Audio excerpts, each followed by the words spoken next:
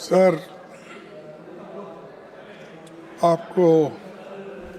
आपका मैं बड़ा आभारी हूँ। आपने मुझे बात करने के लिए समय दिया और हमारे नेता जिस सदन के बारीकी से अपने सारे विचार हमारे सामने रखे हैं। कोई अच्छी बात बोले, लेकिन सबसे ज्यादा अच्छे एलओपी बोल रहा है, क्या हो रहा है सर? एलओपी बोल रहा है, क्या हो रहा है?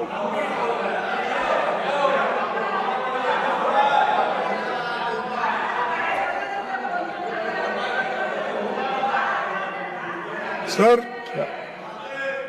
वकालत तो अच्छी करे, लेकिन उनका केस इतना खराब है, वो कितना भी वकालत अच्छा करे तो उनको केस आप जीतने वाले नहीं हैं।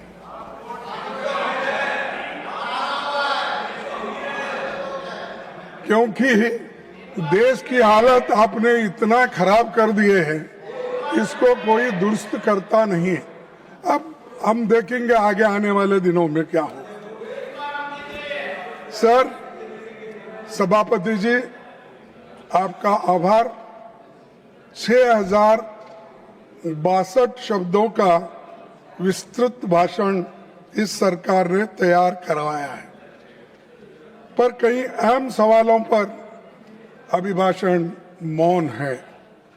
मैं सदन में सिर्फ 5 जरूरी मुद्दे आपके सामने रखना चाहूंगा। मैं सामाजिक न्याय, सामाजिक सद्भाव, संसदीय लोकतंत्र पर हमला, अर्थव्यवस्था और किसानों मजदूरों की दिक्कतें और विदेश नीति की खामियां पर अपनी बात रखना चाहता हूं और आपके सामने ये दिखाना चाहता हूं कि कितना समय इन्होंने देश के जनता के भलाई के लिए दिया और कितना समय देश के बाहर इन्होंने बिताए, ये आप सभी को मालूम है। ये सोशल जस्टिस, सबसे पहले मैं सामाजिक न्याय पर बात रखूंगा। पिछले 11 सालों में मोदी सरकार ने सामाजिक न्याय के ताने बाने को कमजोर किया है। किया या नहीं किया है, तो उनके संवैधानिक हक हकूक पर चोट पहुंचाई है। राष्ट्रपति के अभिभाषण में महिला सशक्तिकरण पर बहुत बातें हुई, पर सच ये है महिलाएं बीजेपी के लिए केवल वोट बैंक बन के रही है।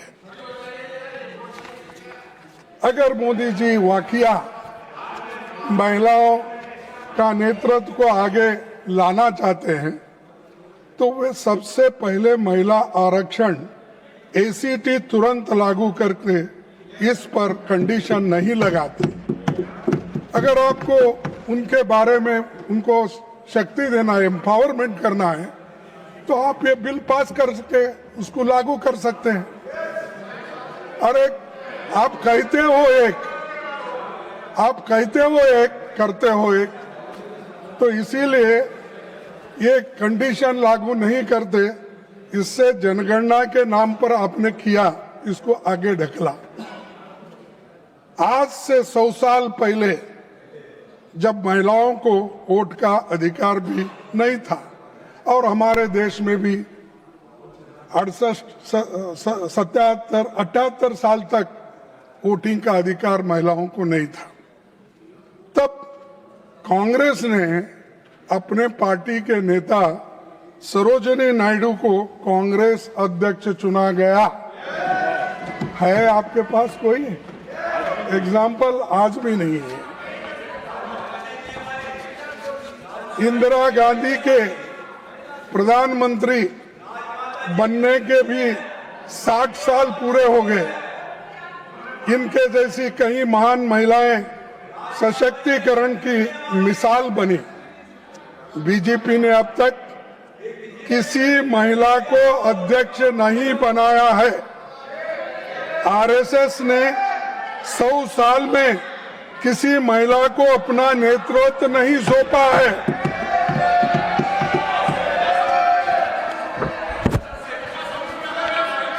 जातिगत जनगणना को मोदी जी और संघ परिवार ने पहले लगातार खारिज किया।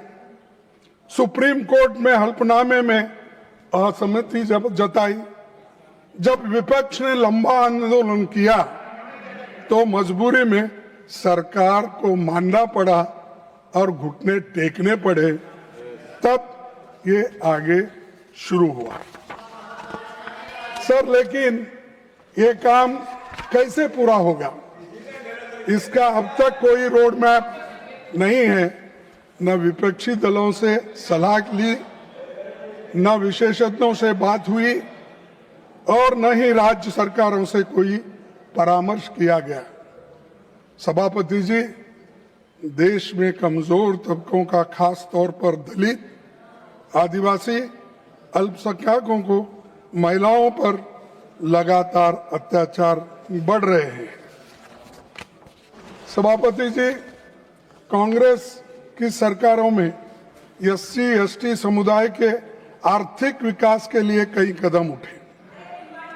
एससी एसटी सब प्लान बना, एससी एसटी का सब प्लान बना था, लेकिन मोदी सरकार ने कई योजनाओं को कमजोर करके वो खत्म कर दिया। अब केंद्र सरकार की योजनाओं में जो धन आवंटित होता है वो कम होता है और उसे भी सरकार खर्च नहीं कर पाती है।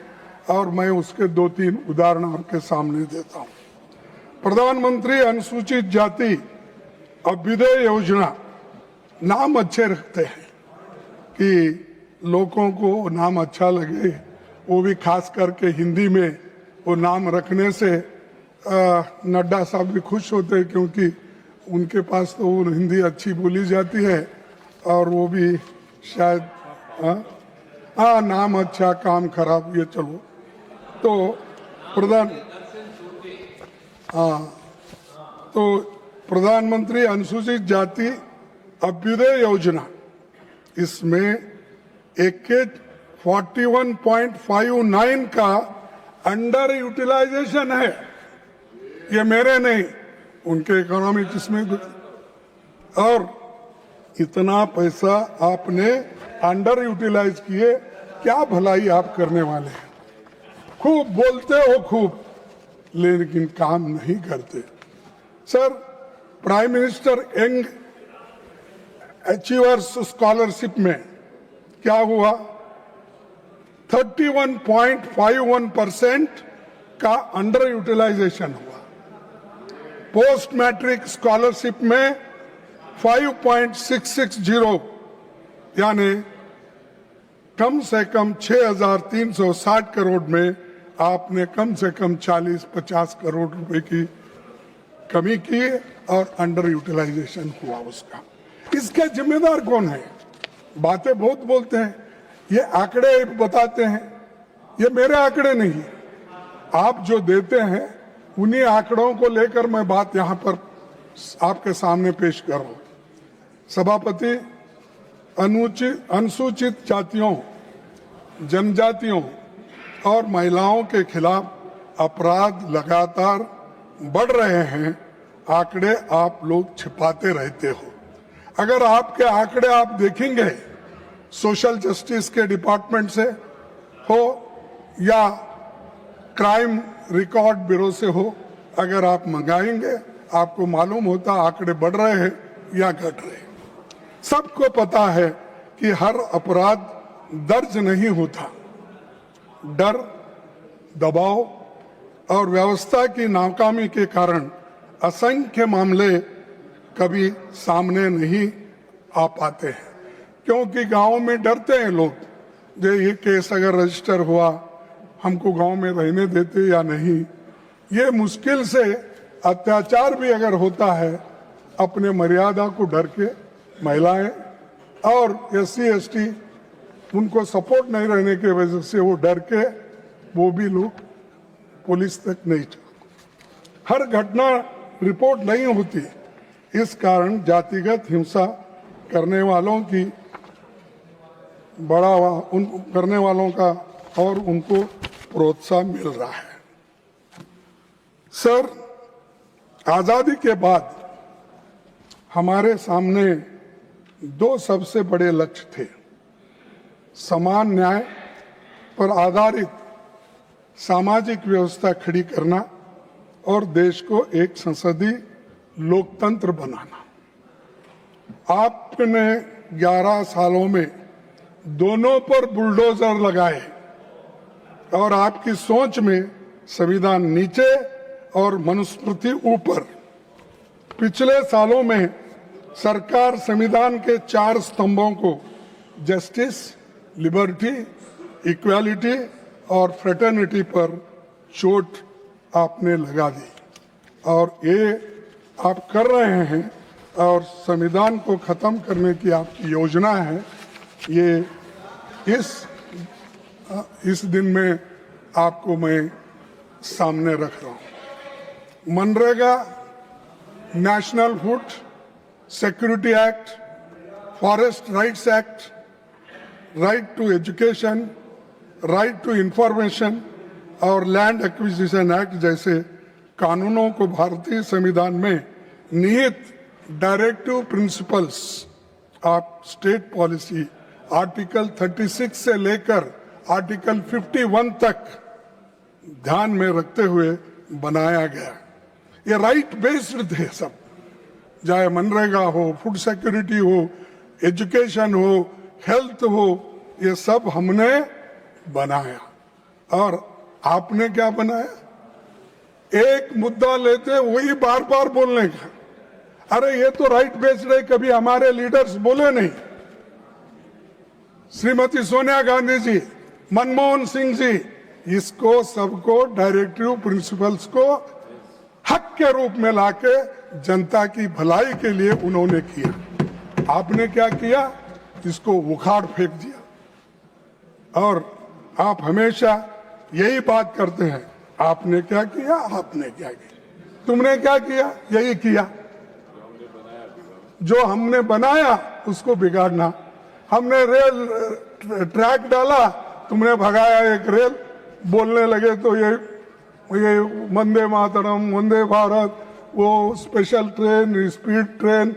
आपका बुलेट ट्रेन किधर गया मालूम नहीं है। तो बुलेट ट्रेन शायद शिमला में भाग रही होगी, शिमला से अहमदाबाद भाग रही होगी। सर, इकोनॉमिक सर्वे तो RTI के डाइल्यूशन की बात करता है, यही आपकी सोच है। मैं आपको ये दिखाना चाहता हूं कि RTI जो हमारे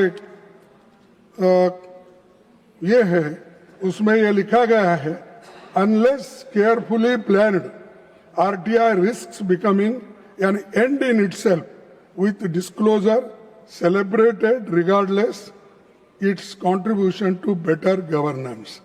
ये CAG की रिपोर्ट है, मेरी नहीं। अगर आपको होना है, ये मैं आपको देता हूँ, इस टेबल पे रखता हूँ, आप इसको अच्छी ढंग से पढ़िए। और ये आप ही के रिपोर्ट रहने के बावजूद अगर आप बार बार कहते हो क्या किए, RTI एक्ट आपने लाया, पारदर्शिता आपने लाई, हमने लाया और उसको इम्प्लीमेंट किया और इसको इम्प्लीमेंट किया। और दूसरा इकोनॉमिक सर्वे में जो कुछ अपनी बातें उन्होंने रखी, नड्डा साहब ने, वो सिर्फ उनके लिए जो सूट होता है वो रखे, ये क्यों नहीं बोले? तीसरी चीज, मणिपुर जला, सरकार मौन रही। नेतृत्व की असफलता इसमें है। सामाजिक सद्भावना की बात मणिपुर के बिना अधूरी है। वहां दो समुदाय के बीच हिंसा, कम से कम 200 से अधिक लोगों की मौत, 70,000 से ज्यादा डिस्प्लेस्ड हुए। आपने मणिपुर को मिलिटराइजेशन जोन बना दिया, ये मिलिट्री एरिया बना दिया आपने, और इतिहास गवाह है। मैं एक अपने ही उदाहरण आपको देता हूं कि जैसा आपके नेता जिसकी बहुत तारीफ करते हैं आप, साहब उतनी भी तारीफ मत गिरो। एक इंसान ऊपर जाके नीचे गिरे तो उसकी हड्डी फसली भी नहीं मिलेगी। तो मैं आपको यह कहना चाहूंगा, इतिहास गवाह है कि वास्को डी गामा को पोर्तुगल से अफ्रीका होते हुए भारत पहुंचने में लगभग 11 महीने लगे, जबकि उन्हें समुद्री मार्ग भी पता नहीं था।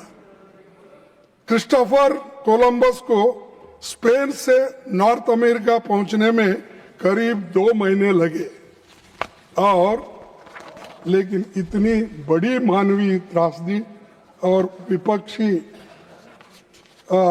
त्रासदी और विपक्ष की लगातार मांग के बावजूद हमारे प्रधानमंत्री दिल्ली से मणिपुर पहुंचने को 2 साल लगे। वास्को डी गामा, क्रिस्टोफर, इनको 2 महीने 11 महीने में वो नया दुनिया ढूंढ निकाले, लेकिन हमारे प्रधानमंत्री जी मणिपुर को जाने के लिए दिल्ली से मणिपुर कम से कम 2 साल लगे उनको। ये है आपका काम। ये क्या पावरफुल एग्जीक्यूटिव है।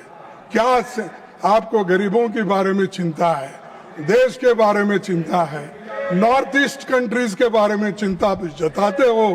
यही चिंता है आपकी सर।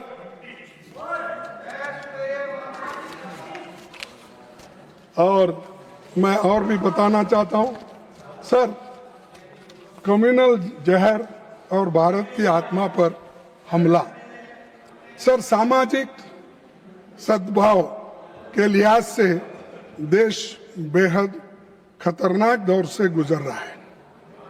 भारत की पहचान सदियों से diversity of thought and practice रही है। ये कई धर्मों और संस्कृतियों की जन्मभूमि रहा है, जहां वे आपसी सद्भाव के साथ फले फूले। हाल में उत्तराखंड में, आप नजदीक है, तो बीजेपी सरकार ने एक दीपक, जिन्हें अपना नाम मोहम्मद दीपक रख लिया था, एक मुकदमा दर्ज करा दिया, जो सद्भावना की रक्षा के लिए खड़ा हुआ था। जब रक्षक की भक्षक बन जाएगा, रक्षक की भक्षक बने, तो आम आदमी रक्षा कहाँ? आम आदमी को रक्षा कहाँ है? एक आदमी झगड़ा सुलझाने के लिए, उनको जब कुछ समाधान करने के लिए जाते हैं, उसी को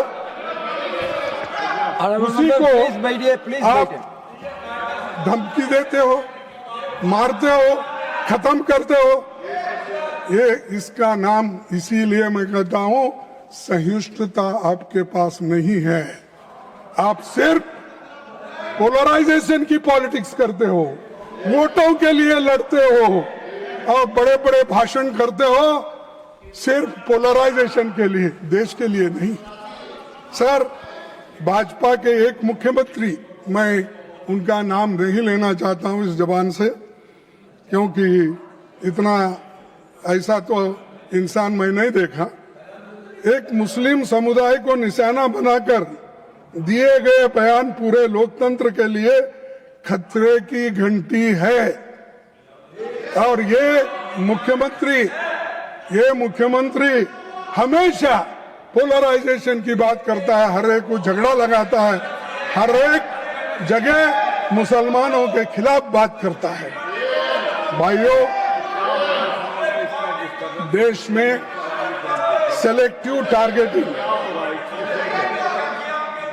देश में सेलेक्टिव टारगेटिंग और बुलडोजर पॉलिटिक्स, सर देश में सेलेक्टिव टारगेटिंग और बुलडोजर पॉलिटिक्स को रणनीतिक तौर पे इस्तेमाल किया जा रहा है। नड्डा साहब, ये आपकी रणनीति है और आप इसी राह पे चल रहे हो, लेकिन आप दिल से तो नहीं चाहते ये, लेकिन मजबूरी है कि आपको मोदी साहब कहते हैं तो आपको कहना ही पड़ता है।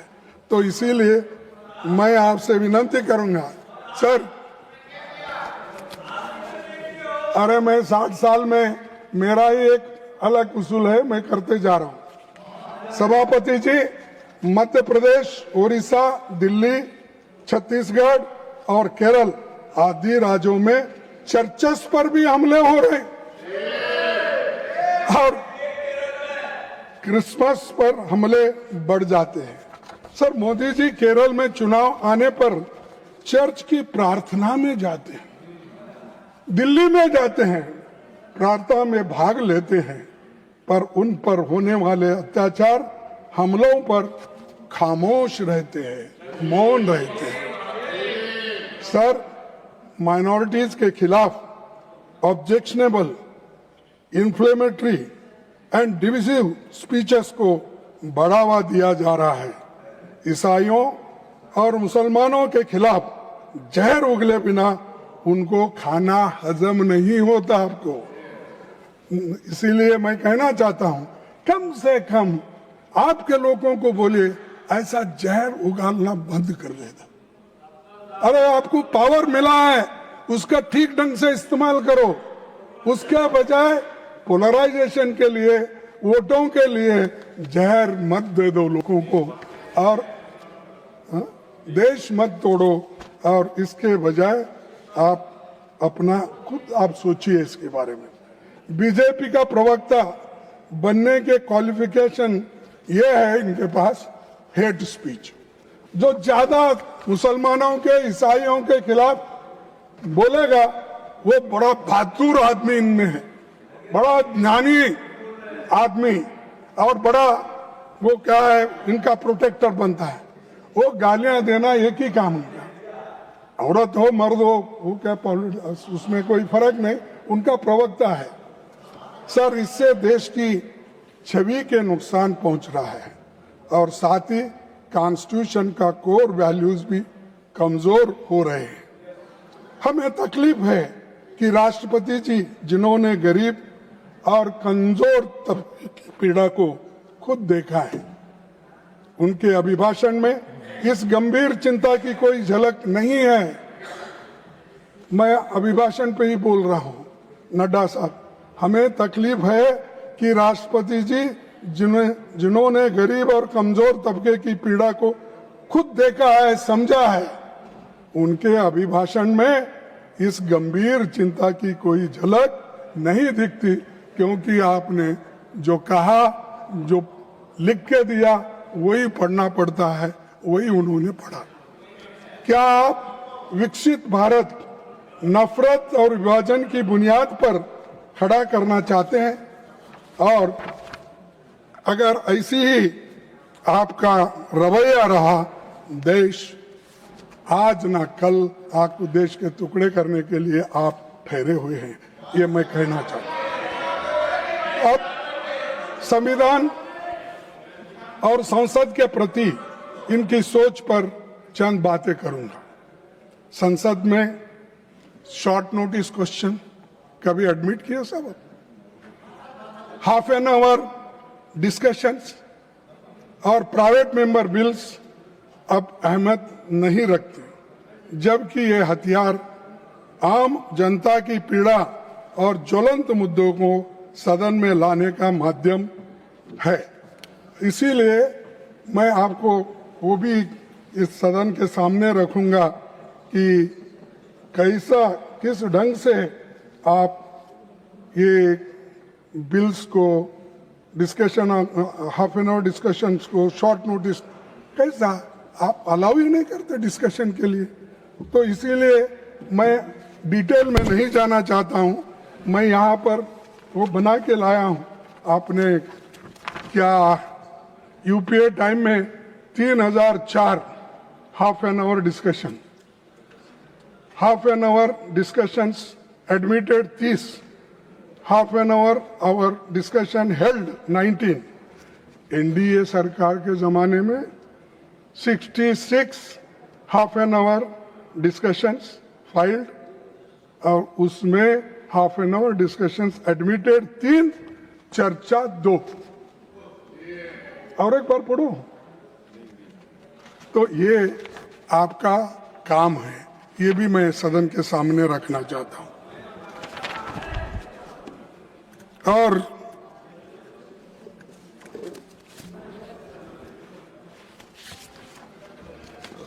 प्रधानमंत्री संसद में सवालों से बचते हैं। 16वीं और 17वीं की लोकसभा में 8,123 सवाल पूछे गए। यादव साहब इधर भी थोड़ा ध्यान दीजिए। नहीं, मेरी बात नहीं कर रहे आप, और दूसरी बात कर रहे थे, मेरे को मालूम हो। 16वीं और 17वीं, 16वीं और 17, नहीं बेटे, 16वीं और 17वीं लोकसभा में 8,123 सवाल पूछे गए। कितने? 8,123 सवाल पूछे गए, लेकिन केवल 13 स्वीकार हुए और 1,015 सवाल खारिज हो गए।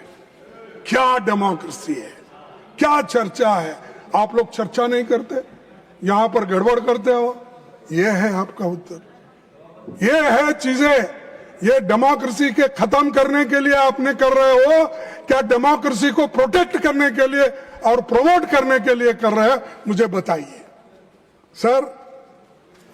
उसके अलावा जितने सवालों का जवाब दिया गया, उससे 78 गुना ज्यादा सवाल खारिज हो गए। 78% खारिज हो गए। तो जब प्रधानमंत्री जवाब नहीं देते तो मंत्री भी सवालों के जवाब देने के बजाय प्रधानमंत्री का गुणगान करते हुए उनकी भजन मंडली बन जाते हैं और खुद मेरे कई महत्वपूर्ण राष्ट्रीय मुद्दों के क्वेश्चंस को डिसअलाउ कर दिया।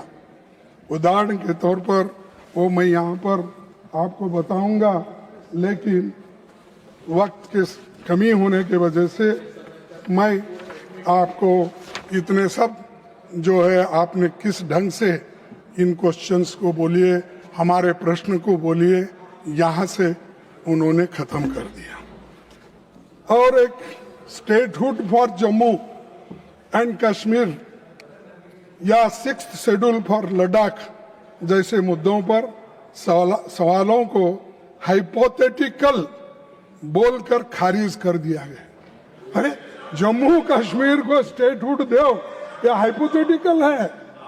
और लद्दाख को स्टेटहुड देकर उसको 6th शेड्यूल में डालने के लिए हम रिक्वेस्ट किए, वो हाइपोथेटिकल है और आपका वायदा है। अरे कम से कम वायदे तो मत भूलिए। नहीं, आपको भूलने की आदत है, वो बात और है, लेकिन ये चीजें आपने ही कहा, हमने आपके चुनाव में कहा, इसका खूब प्रचार कर लिए, लेकिन अब वो भी सुस्त है, आप भी सुस्त हो गए। मुझे समझ में नहीं आ रहा। नहीं, नड्डा साहब जो प्रेसिडेंट थे, शायद ये क्रेडिट नड्डा साहब को जाएगा समझ के उन्होंने नहीं किया होगा, मुझे मालूम नहीं, क्योंकि स्टेटहुड अगर आपके जमाने में होता, 6th शेड्यूल में अगर लद्दाख आता तो क्रेडिट नड्डा को जाएगा। इसीलिए उन्होंने बोला कि छोड़ दो इसको, जब जमाना ठीक कर लेगा। सर, अग्निवीर स्कीम जो सीधे युवा और रोजगार नीति से जुड़ी है, उसे सीक्रेट नेचर का बताकर खारिज कर दिया। ये मेरे प्रश्न के उत्तर आपके।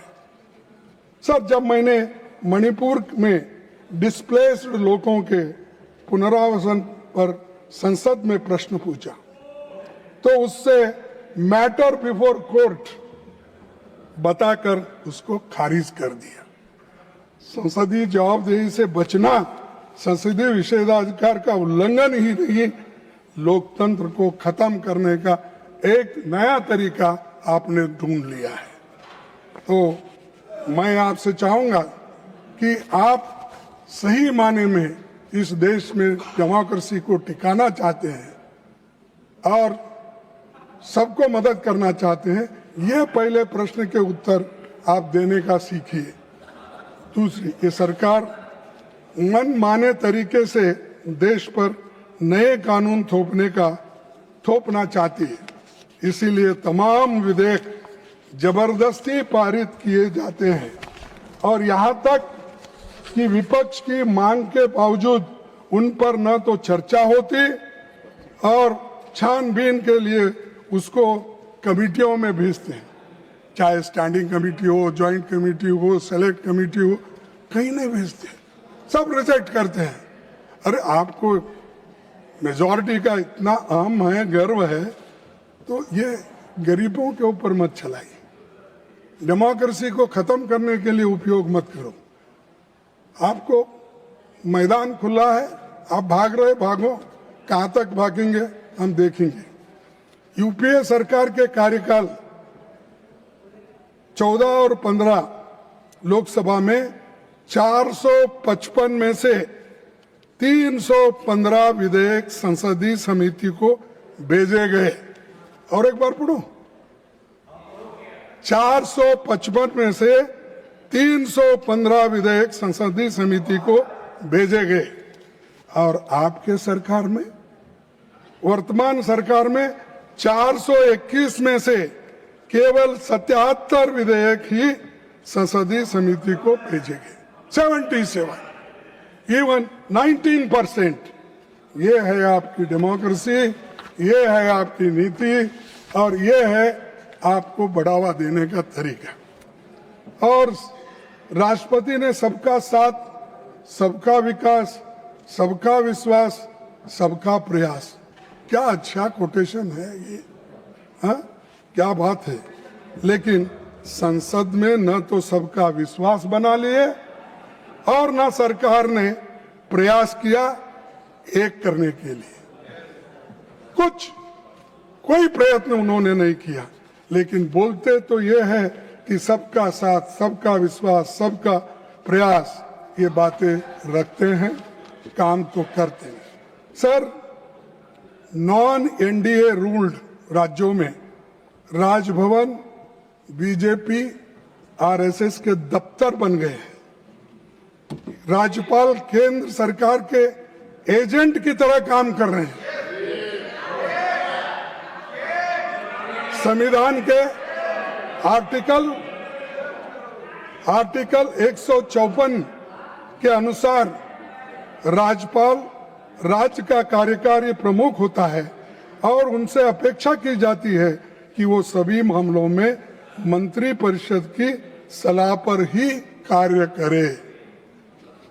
जब संविधान सभा में गवर्नर के अपॉइंटमेंट के बारे में चर्चा हो रही थी, तब बाबा साहब अंबेडकर ने कहा था कि गवर्नर हैज नो पावर, क्योंकि उस वक्त ये चर्चा हो रही थी कि हम या नॉमिनेटेड गवर्नर करना चाहिए या इलेक्टेड।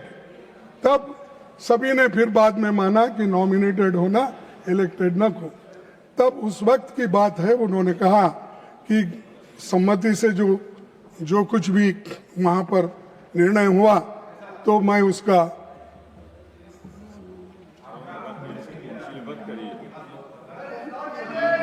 नॉट बड़े आदमी है सर, मैं सम्मानित नेता है। What money do you give? No sir, No, he asked you 2-3 times. Let us listen what he want to say. Sir, इनको इतिहास बहुत पता है। ये इतना बता दें, रामलाल जी ने आंध्र प्रदेश में क्या किया था, हंसराज भारद्वाज जी ने कर्नाटक में क्या किया था, अरे मैं बोल रहा हूँ आज की बात, रमेश भंडारी जी ने मैं कह रहा हूँ आज की बात, आपकी करतूत, और बाद में आपके नेता की करतूत में बात कर रहा हूँ। तुमने वो कर्नाटक हाई किया कोर्ट पीछे और कितने दिन रामाराव जी करेंगे? जो आए थे कितने दिन यही रेड बोलते करने, जाएंगे? उनके बारे में बताएंगे तो ये देश के लोकतंत्र के लिए अच्छा रहेगा। सर ये कितने दिन ये बोलते बोलते फिरेंगे? और governor has no power to interfere with the internal administration of a provincial ministry state में।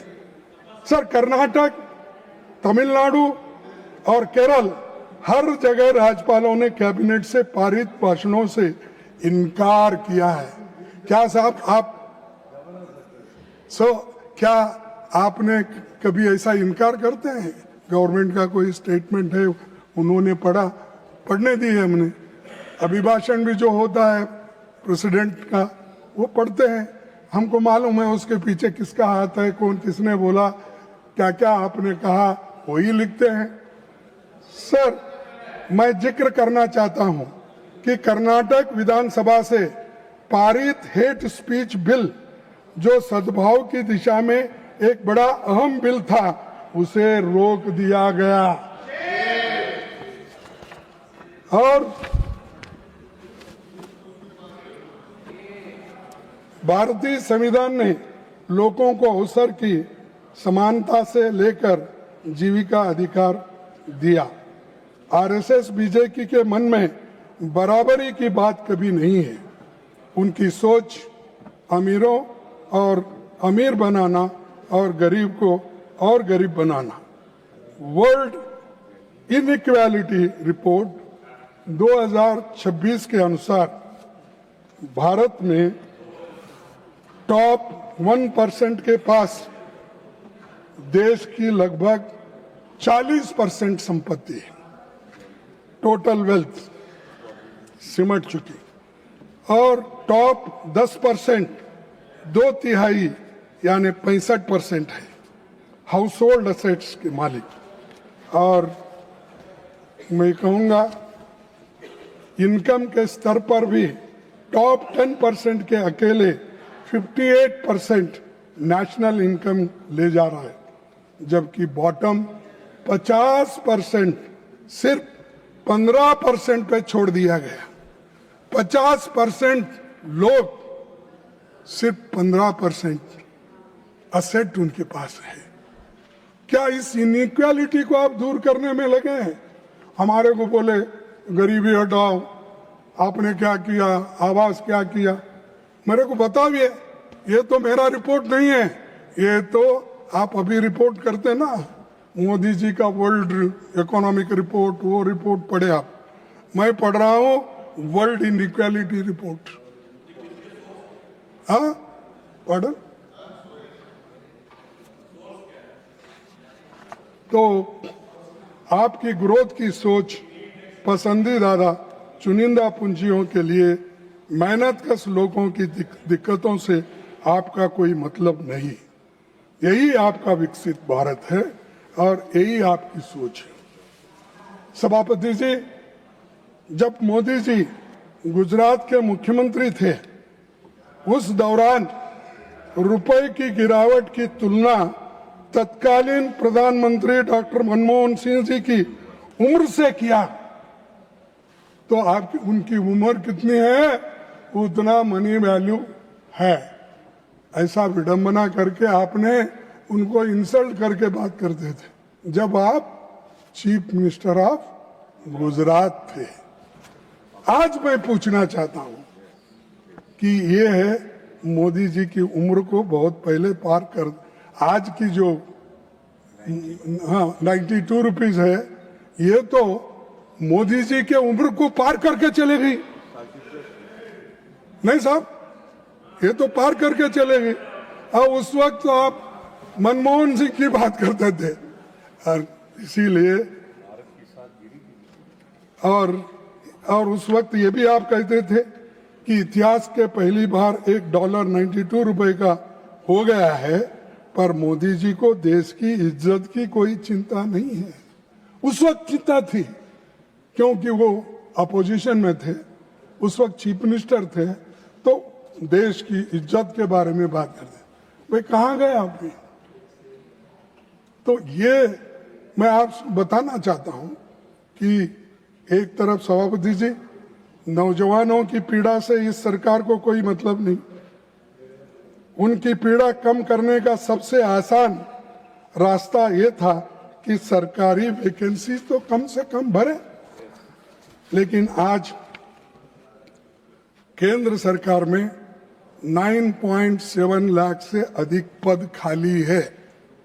ये उन्हीं का प्रश्न का उत्तर है। और पब्लिक सेक्टर्स, पुलिस आदि मिलाकर करीब 50 लाख से भी ज्यादा हर स्टेट में मिलाकर इतने वैकेंसीज है। एम्स, मेडिकल संस्थानों में ये सभी आंगनबाड़ी से लेकर सभी योजनाओं में 50 लाख के ऊपर होते हैं। तो नोटबंदी, लॉकडाउन, बुलेट ट्रेन चलना, काला धन वापिस लाना, 2 करोड़ नौकरियां देना, ये सब जुमले कहाँ गए साहब? कहाँ है ये सब? खूब अभी भी उसको भुलाने के लिए आप बहुत कोशिश करते हैं, लोग भूलते नहीं। और अगर मैं नोटबंदी में अगर एसएस नहीं पाऊंगा तो विजय चौक पे मुझे फांसी लगाओ। हाँ, इसी चौराहे पर फांसी लगाओ। जब नोटबंदी हो गई उस वक्त भी यही बोले, काला धन का यही बोले, 2 करोड़ नौकरी का भी यही बोले। कितने झूठ बोलते हो, कितने असत्य बातें करते हो। कोई हमको तो शर्म आता है, अब आपको आता नहीं, मैं कैसा? हाँ सर, दूसरी चीज, नारकोटिक्स कंट्रोल ब्यूरो ने एक ही वर्ष में 1.3 लाख किलोग्राम ड्रग्स जब्त किए। पिछले 5 वर्षों में हाई वैल्यू ड्रग सीजर्स का 65% केवल गुजरात के बंदरगाहों से ही हुआ। कहां से हुआ? गुजरात के बंदरगाह। वहां कौन रहते हैं? कौन रहते हैं? मोदी साहब, उनका एरिया है। और वो कौन है? होम मिनिस्टर कौन है? शाह साहब है।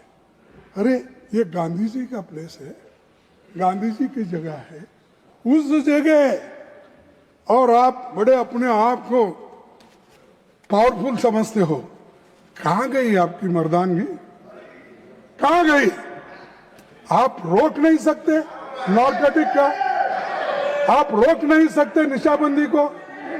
आप शाकाहारी की बात करते हैं, लोगों को निशा का इधर ढोस देते हो।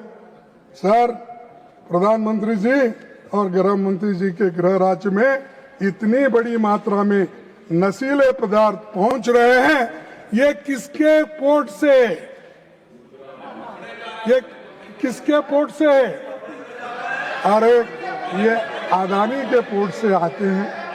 और ये लोग अदानी के पोर्ट से आते हैं, आपको कंट्रोल नहीं कर सकते उसको, तो रोज आपके पास फ्री रहता है आजू बाजू में। तो ये आपका चाल और चलन है, आपकी नीति है। तो मैं आपसे यही करूंगा सर, अब युवाओं का बेहतर भविष्य के लिए जोखिम भरे रास्ते से अमेरिका, कनाडा और यूरोप तक जाते हैं, वो मारे मारे फिरते हैं। आप लोग हजारों नौजवानों को इजराइल जैसे एक्टिव वार जोन में फिलिस्तीन मजदूरों की जगह काम करने के लिए भेजते हो। सर, आज मैं प्रधानमंत्री से पूछना चाहता हूं, थ्रो नड्डा साहब क्योंकि वो यहाँ नहीं है, तो एक्टिव वार जोन में मजदूरी के लिए अपने नौजवानों को भेजना, क्या आप भारत का सम्मान बढ़ा रहे हो? इससे सम्मान बढ़ता है आपका। विश्व गुरु, अरे गुरु, कम से कम तेरे लोगों को नौकरी तो दो, एक दिन का खाना तो दो, सर पे छत तो दो, कुछ तो करो। लेकिन आप सबको टीका करने में लगे हो और दुनिया में फिरते रहते हो। आज यूपीए सरकार ने मनरेगा को अधिकार आधारित बनाया था, तो जिसमें मांग पर करोड़ों मजदूरों को कानूनी गारंटी मिली थी। इसका सबसे बड़ा फायदा महिलाओं को हुआ और डॉक्टर मनमोहन सिंह और सोनिया गांधी जी ने गरीब श्रमिकों को गरिमा और आजीविका सुरक्षा देने वाला सेफ्टी नेट तैयार किया। ग्राम सभाओं के क्रियान्वयन में शामिल किया गया फंड एलोकेशन जनता की जरूरत के हिसाब से सुनिश्चित किया जा रहा है। लेकिन आज एनडीए सरकार डिमांड बेस्ड से एलोकेशन ड्राइवन बना रही है और फंडिंग पैटर्न में बदलाव हुआ। 10% राज्य का, 90% केंद्र सरकार का था, लेकिन आज 60% केंद्र का, 40% के स्टेट का। मैं आपसे निवेदन करना चाहता हूं, क्या स्टेट के लिए ये ठीक है? क्या स्टेट इसको करेगा?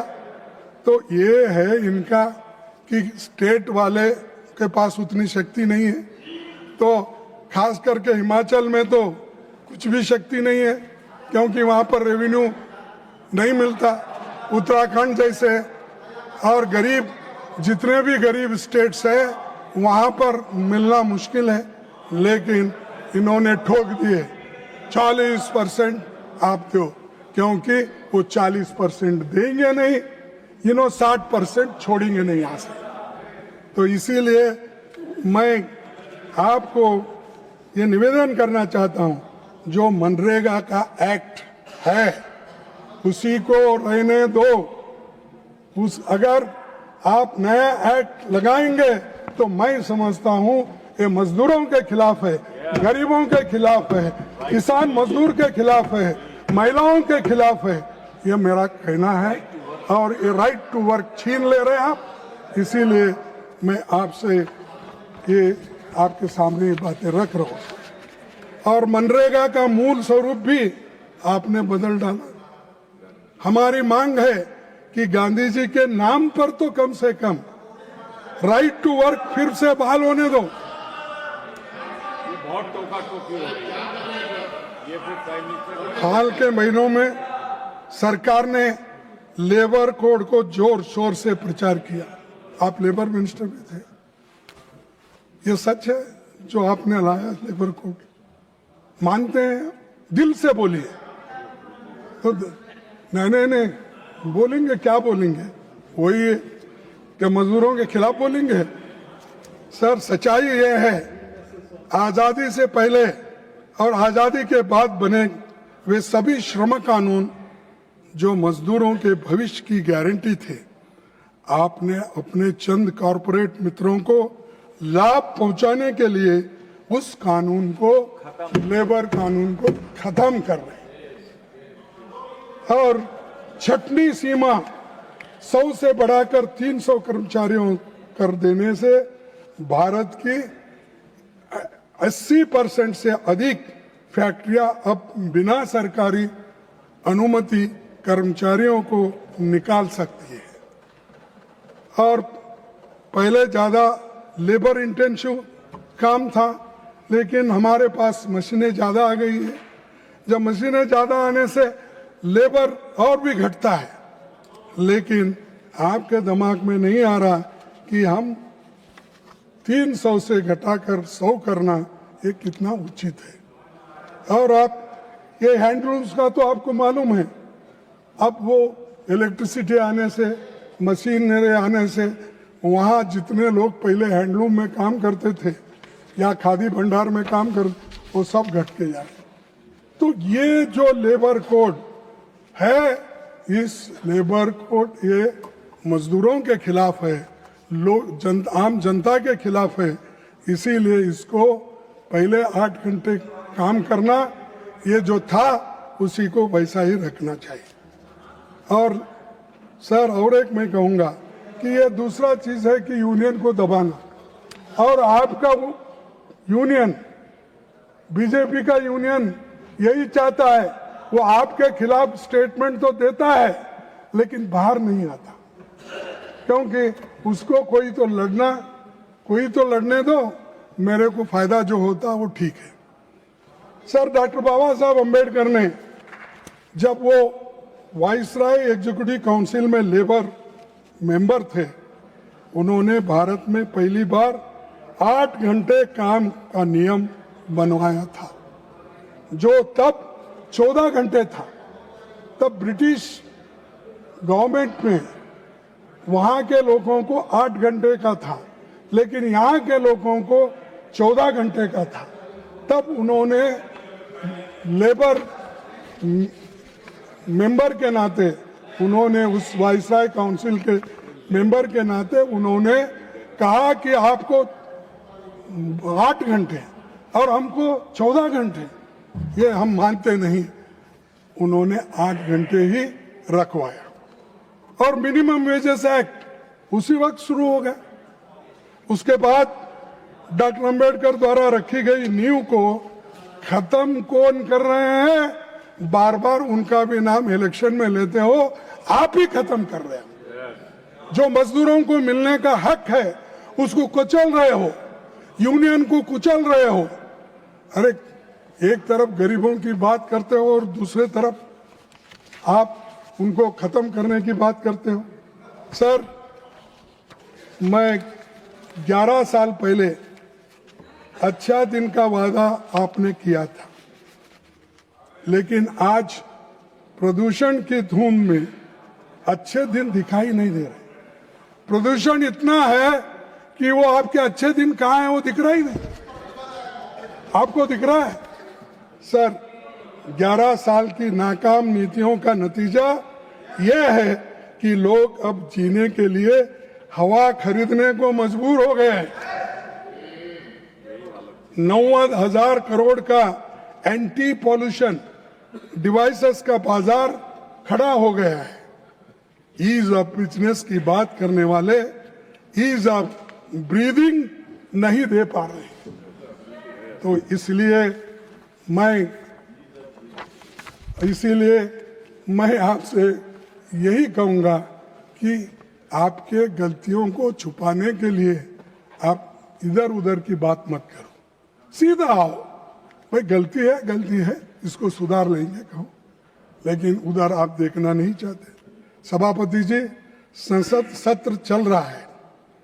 इस बीच भारत अमेरिका ट्रेड डील हुई, लेकिन उसके बारे में सांसदों को सरकार से नहीं बल्कि राष्ट्रपति ट्रंप से पता चला। सरकार से नहीं, राष्ट्रपति ट्रंप से चला। हमारा संसद चल रहा है। नड्डा साहब को मालूम नहीं, यादव साहब को मालूम नहीं, ट्रंप बोल रहा है इस देश को क्या करना, कैसे ढंग से चलाना, वहां से वहीं वो काम कर रहे हैं। सर, इस डील से भारत का किसान तबाह होगा।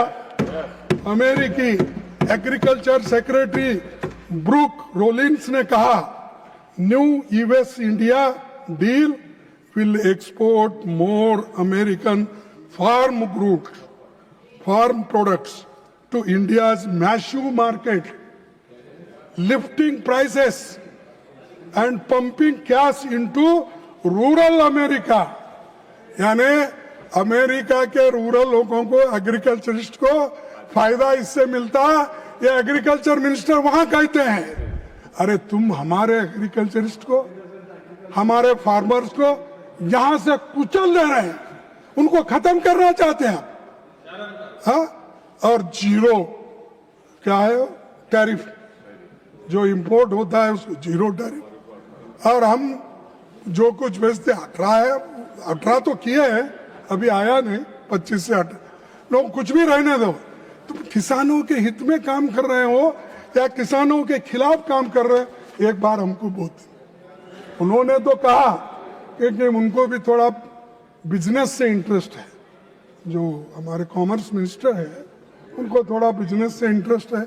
मैं वो उनके वैयक्तिक बातों को नहीं जानना चाहता हूँ, लेकिन वो भी तरफदारी अमेरिका का। Kharge ji, now try to conclude, please. Sir, you are first time you have come. I have given you 10 minutes extra also. Okay. And that's why you should At least give me some chance. Okay. Continue. Sir. But try to conclude.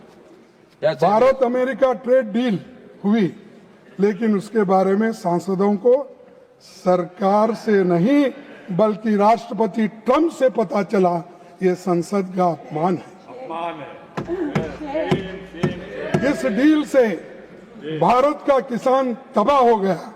अमेरिकी agriculture secretary क्या कहा फिर मैं वो पढ़ना नहीं चाहता। आप भारत के किसानों की आय 2 गुना करने वाले थे। भारत का किसानों की आमदनी आप 2 गुना करने वाले थे ना। तो इसीलिए आप अमेरिका से दोस्ती करके और अमेरिका जो आपके पास भेज रहा है 0% टैरिफ और कभी भी कोई भी कहां भी कैसा भी सामान हो वो भेज सकता है, उसको कोई क्वेश्चन नहीं कर सकता। इतना अरे बेचने वाले के पास तो कंपटीशन होता है, जहां अच्छी है क्वालिटी है ठीक ढंग से क्वांटिटी मिलती देखते, लेकिन यहाँ तो सीधा उनको इतना कंसेशन दिया गया कि किसानों को तुम जितना हो सके, भारतीय किसानों को जितना हो सके उतना मारो कुचलो ताकि वो ऊपर उठ नहीं सके और हमारा माल हर जगह कन्याकुमारी से कश्मीर तक चले और वेस्ट बंगाल से राजस्थान तक चले। और इसमें किसान तबाह हो रहा है, तंग हो रहा है। कम से कम 2 गुना करने वाले सरकार को मैं पूछूंगा, अगर जिंदा तो रहने दो उनको, जिंदा रहने के लिए क्या कर सके वो तो करो। आपके हाथ से 2 गुना करने का नहीं होता, लेकिन जहां है वहीं तो उनको रोको। मामूली आमदनी वाले भारतीय किसान हेवीली सब्सिडाइज्ड अमेरिकी कृषि उत्पादनों का कैसा मुकाबला करेंगे। आपने 11 साल में हमारे किसानों को कमजोर ही किया है। सभापति जी, भारत के एक कृषि प्रधान देश है, सबसे बड़ी आबादी खेती पर निर्भर है। आपको हमारे कृषि उत्पादनों पर सोचना था, पर आप किसी और तरह आप राह पे चल रहे हैं। यदि कृषि आयात बढ़े तो भारत की एमएसपी प्रणाली पर दबाव पड़ेगा। आपने इस बजट में भी किसानों के हक में कुछ नहीं किया। आपने बिना तैयारी के करोड़ों भारतीय किसानों को बेहद संपन्न अमेरिकी किसानों का मुकाबला के लिए आप खड़ा कर रहे हैं। इस बात को समझने के बिना भारत का बाजार खोलना हमारे किसानों को बर्बादी की ओर ढकेलना ये है। सर, प्रधानमंत्री जी को मैं याद दिलाना चाहूंगा कि किसानों के 1 साल चले विराट आंदोलन के बाद आपको संसद से 3 काले कृषि कानून को बुलडोज करना पड़ा, तो वो आपने बाद में आंदोलन के बाद आपको वापस लेना पड़ा। और ये काले कानून वापस लेने के बाद भी आप फिर ये गलती कर रहे हैं, अमेरिका के गले जाके कर रहे हैं। ये मेरा फ्रेंड है, मैं सुबह उठते ही चाय पे गपछुप करते हैं, वो करते हैं, क्या क्या की बातें बोले। हाँ, और मेरा दोस्त है और उसे चुनाव में गए, हारे। हाँ, तो ये सब होने के बावजूद भी एक बार फिर से किसान आंदोलन उठेगा और वो लोग जब रास्ते पे उतरेंगे तो आप कहीं के नहीं रहेंगे। आपको जैसा वो वापस लिए, ये सब चीजें आपको वापस लेना पड़ेगी। सर, आखिरी चीज मैं आपके सामने बताना चाहता हूं, सभापति, ये किसान विरोधी ट्रेड डील है। बहुत सी डील विफल विदेश का नीति का नतीजा है। प्रधानमंत्री जी, जबरन गले मिलने, विनयन होता शादी सम्मेलन में शामिल होने और दूसरे देशों के चुनाव में प्रचार करने से देश आखिरी देश को आखिर क्या मिलेगा? विश्व मंच पर अमेरिका बार बार भारत का अपमान करता है।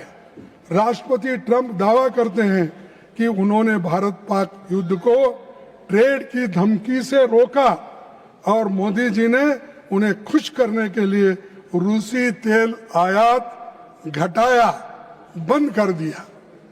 अब ट्रंप घोषणा कर देते हैं कि भारत वेनेजुला से तेल खरीदेंगे। वेनेजुला से तेल अरे आप जहां बोल रहे हैं वहीं खरीदना, आप किसके दुकान पे जाओ थे उसी पे जाना। ये मोदी जी की जो झुके हैं, टिकने घोटे हैं और नाक रगड़ रहे हैं, ये गलत है। अब मैं ये सवाल उठता है कि हमारी सॉवरेंटी पे जब हमला हो रहा है, जब ट्रंप के कंट्रोल में जब हम गए हैं, तो आप ही सोचिए हमारी हालत विश्व में क्या है। सर, हमारा सबसे करीबी पड़ोसी नेपाल, चीन, ये सब लोग आज मिल रहे हैं और भारत के काला पानी, लिपू लेक और लिम्पियाधुर जैसे क्षेत्रों पर नेपाल अपना दावा कर रहा है। 71 के बाद पहली बार बांग्लादेश, चीन और पाकिस्तान के साथ नजदीक आ चुके हैं और बांग्लादेश में हिंदू अल्पसंख्यकों पर हमले हो रहे हैं, फिर भी हमारी सरकार चुप है। और मोदी जी हमेशा बात करते हैं सबका संरक्षण करूंगा। मेरा 36 इंच छाती है, 56 सॉरी मैं माफी मांगता हूं आपसे, तो 56 इंच छाती मैं कम कर दिया, इसीलिए नड्डा साहब प्लीज मैं माफी चाहता हूं। खड़गे ji please conclude, please conclude. No personal No, okay. Please. I leave it, sir. Leave it. No, that will not go on record. You please conclude. नहीं, मैं जो बोला वो नहीं जाएगा, लेकिन मोदी साहब बोले हैं वो तो जाएगा ना। मैं बोलूंगा नहीं जाएगा। मोदी साहब जो बोले इस सदन में, उन्हीं की बात। Even sir, don't make any personal things. You please go on with. Modi ji खुद बोलते हैं तो वही तो दोहरा रहे हैं। और हिंदू अल्पसंख्यकों पर जो वहां पर अन्याय हो रहा है, अत्याचार हो रहे हैं, इसको रोको और कहो कि भाई ऐसी चीजें हम बर्दाश्त नहीं करेंगे। अगर ये आप बोलेंगे नहीं तो कल के दिन हमारा बहुत बड़ा नुकसान हो जाएगा। भारत का चीन के साथ trade deficit record 116 lakh crore dollar और 116 लाख करोड़ तक पहुंच गया है। और जो लोग कभी चीन को लाल आंख दिखाने की बातें करते थे, आज वही चीन के लिए ट्रेड का रेड कारपेट बिछा रहे हैं। जबकि चीन गलवान के बाद लद्दाख और अरुणाचल प्रदेश पर दावा ठोकता जा रहा है, भारत के साथ आर्थिक रिश्ते अपनी शर्तों पर तय कर रहा है। ये देश के लिए नुकसान है, ये मजबूती नहीं, ये स्ट्रैटेजिक सरेंडर है और देश इसकी कीमत चुका रहा है। ये ट्रेड तब पड़ रहा है जब सरकार कहती है कि पहलगाम हमले के बाद चीन पाकिस्तान को खुफिया मदद दे रहा था, फिर भी उसका स्वागत किया जा रहा है। सभापति जी, विदेश नीति की विफलताएं विदेशों का तक सीमित नहीं रहती, वे आंतरिक सुरक्षा की चूक बनकर देश के भीतर फूटती है। 2014 के बाद से इस सरकार के कार्यकाल में 2300 से अधिक आतंकी हमले, जिनमें करीब 1000 भारतीयों ने अपनी शहादत दी। विदेशी नीति को आप घरेलू ध्रुवीकरण का हथियार बनाना चाहते हैं। चुनावी लाभ के लिए ऐसा दुरुपयोग लोकतंत्र और विदेश नीति के लिए खतरनाक है। सर आखिरी मैं बात रखूंगा। Please conclude. Jay. कंक्लूड इसके बाद आप बोले तो conclude. नहीं बोलूंगा। Please conclude. सर सभापति जी, मैं अंत में इस सरकार से जानना चाहता हूं कि वे किस प्रकार का भारत बनाना चाहते, प्रतिकात्मक भारत या वास्तविक लोकतांत्रिक समाजवादी धर्मनिरपेक्ष और संप्रभु का सॉवरेन भारत, न्याय, स्वतंत्रता, समानता और बंधु प्रेम के सिद्धांतों वाले भारत से उनका परहेज दिखाई दे रहा है। सर, टैक्स पेयर के पैसे से किए गए भव्य आयोजन और प्रोपेगेंडा जनता को थोड़े समय के लिए गुमराह कर सकते हैं, पर आपने गरीब, महिला, वंचित, दलित, आदिवासी, अल्पसंख्यक, पिछड़े वर्ग, कामगार, किसान और छात्रों को सबके हितों पर आपने चोट पहुंचाई है और उनको निराश कर दिया है। लेकिन बात तो बड़े बड़े करते हैं साहब, बातों से काम नहीं होता, काम करना पड़ता है। तो इसीलिए मैं विपक्ष के रूप में सवाल उठाना और संसद तक तथा संसद के बाहर भी हम बोलना, हम ये जारी रखेंगे, क्योंकि जब तक लोग समझेंगे नहीं, आप तो समझते नहीं, आप तो सोए हुए हैं। जो सोया हुआ आदमी को कोई जगा नहीं सकता जल्दी, लेकिन जो नहीं उठना, ऐसा जो सोता है उसको उठाना बड़ा मुश्किल है। सोया हुआ आदमी को हम उठा सकते हैं, लेकिन जो आदमी सोया हुआ ढोंग करता है उसको उठाना मुश्किल है। सर, संविधान की रक्षा के लिए जन जागरण हमारा नैतिक और संवैधानिक कर्तव्य है। मैं आखिरी में एक बात बोल के अपने बात को समाप्त करता हूं, कम से कम इसको दे। सर, मोदी जी को क्या है, कुछ ना कुछ भाषण देना, लोगों को गुमराह करना, उन्होंने भी ऐसा ही करते। नड्डा साहब कम किए, आपके तरफ कम देखे, अपने एमपी के तरफ ज्यादा देखे, लेकिन आप कम देखे। लेकिन Please conclude. Please conclude. लेकिन मोदी साहब हमेशा ऑडियंस को कैसा बोलते, अपने एमपी को बोलते। तो वैसा ही आपकी नफरतें बताती है,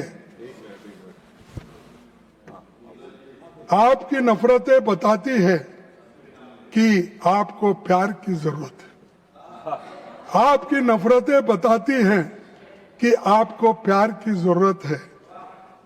जीत ने अंधा कर दिया है तुम्हें, जीत ने अंधा कर दिया है तुम्हें, आपको एक हार की जरूरत है। धन्यवाद। जय हिंद, जय संविधान।